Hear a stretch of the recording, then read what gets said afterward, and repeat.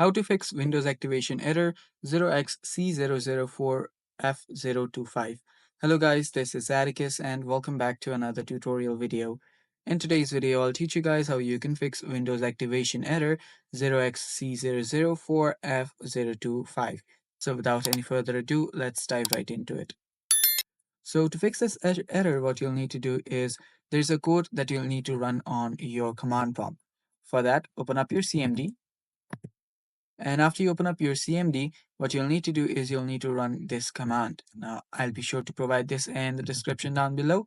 So just write this command here and then press enter. After that, a code will run and then you'll have to restart your computer.